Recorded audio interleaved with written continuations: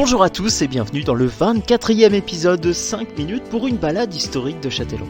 Chers amis, connaissez-vous le vieil adage « À la Sainte-Catherine tout prend racine », ce vieux dicton populaire qui présage le début de l'hiver, jour de la Sainte-Catherine, fêté le 25 novembre.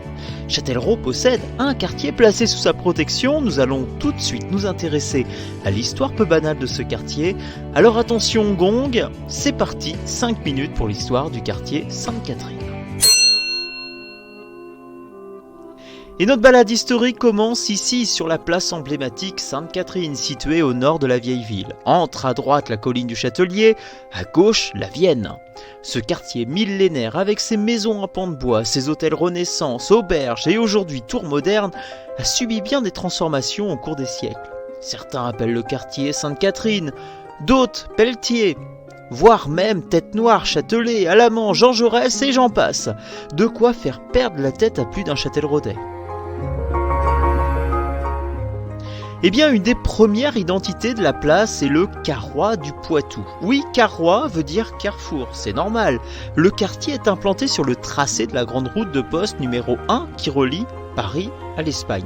Cette route, avec ses 42 pieds de large, soit 12 mètres, passe par Orléans, Tours, Poitiers, Bordeaux et un des axes les plus importants de France.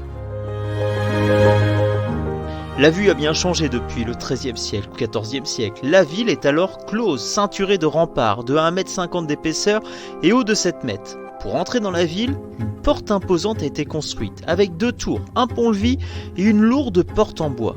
La porte s'appelle Porte des Pelletiers et nous verrons pourquoi dans quelques secondes. L'hôtel Alamand qui est face à moi n'existe pas encore. À la place se trouve un vaste champ, appelé le champ de Montmorillon, dû à un monticule de terre accueillant un verger des cultures qui descendent jusqu'à la Vienne vers une poterne. Ce champ suit le tracé des remparts, un chemin de terre le longe, il est appelé chemin de Montmorillon, il correspond au tracé de l'actuelle rue Abel-Rillard. La vie dans le quartier est grouillante. Dans les rues, les voyageurs, colporteurs, commerçants, pèlerins se croisent ici dans le Carrois du Poitou, d'ailleurs dominé par des maisons à pans de bois, tavernes, auberges et commerces. Afin d'accueillir tout ce beau monde, et notamment les pèlerins vers Saint-Jacques, une commanderie a même été créée. Elle existe encore et est repérable par son énorme médaillon représentant une coquille Saint-Jacques, symbole des pèlerins vers Saint-Jacques de Compostelle. Mais revenons maintenant au toponyme Porte des Pelletiers. Eh bien, peut-être le savez-vous, mais Pelletier définit un marchand et artisan de peaux d'animaux. D'ailleurs, elle a porté ce nom jusqu'au XVIIIe siècle, car le quartier accueille des tannerres qui confectionnent des peaux vendues ici aux abords de l'entrée nord de la ville. Vous l'avez compris, ce quartier est le passage obligé pour entrer et sortir de Châtellerault. Forcément, ici il en est passé du beau monde, notamment Jeanne d'Arc et Charles VII en mars 1429 pour aller combattre face aux Anglais et reprendre la ville d'Orléans. Une stèle a été élevée juste ici, à l'endroit où, dit-on, la pucelle aurait posé le pied à terre, ici sur la place du Châtelet, dans la ville close, juste en face de l'hôtel Alamand.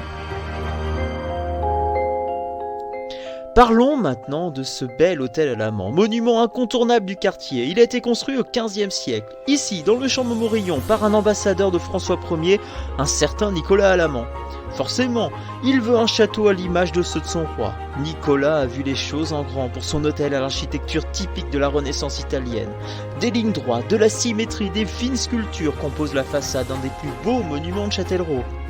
Aujourd'hui, il ne reste qu'une seule aile. C'est pas étonnant car l'hôtel a connu au cours des siècles une histoire pas commune qui l'a vu se transformer en couvent, prison, hôpital et aujourd'hui en office du tourisme. Saviez-vous même que le quartier avait été au cœur d'une bataille entre protestants et catholiques en 1569 ? Regardez, levez les yeux. Ici, sur le pignon nord de l'hôtel, on peut encore distinguer des stigmates de cette bataille. Continuons l'histoire, au début du XVIIe siècle, la rue Sainte-Catherine a même accueilli un couvent de capucins composé de 8 hommes. Ils se sont installés ici, en 1608. Oui, ici, juste au milieu de ce terrain de basket. Imaginez, un corps de plusieurs bâtiments avec une chapelle et au centre de la cour, une belle fontaine.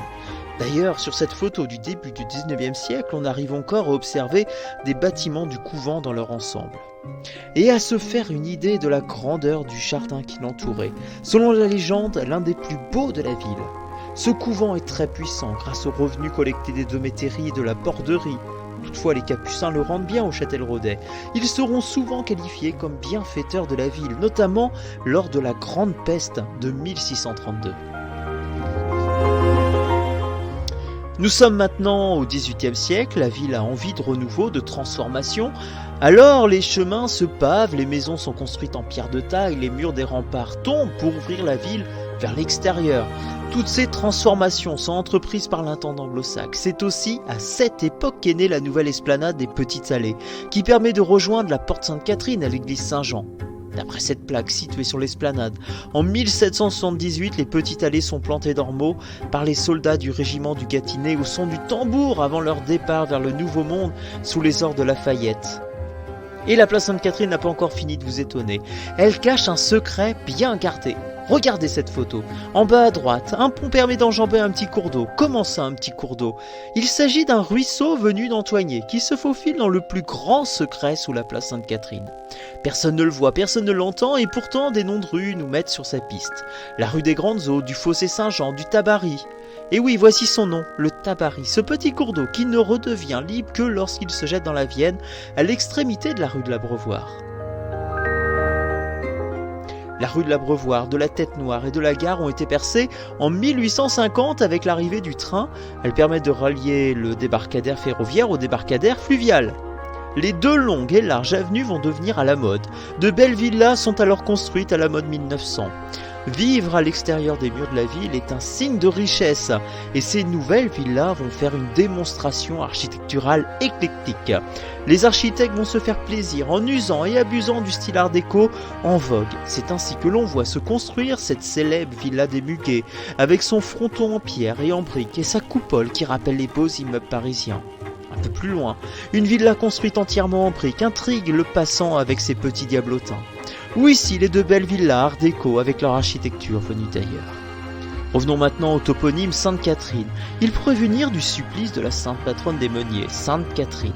Et oui, le long de la Vienne, de nombreux moulins se sont installés. Et le plus grand en 1833 par le sieur Joanny Godot par accord royal. Il a l'autorisation de construire un nouveau moulin sur les bords de Vienne. Il est connu sous le doux nom de Moulin du Bien Nourri ou Moulin Sainte-Catherine.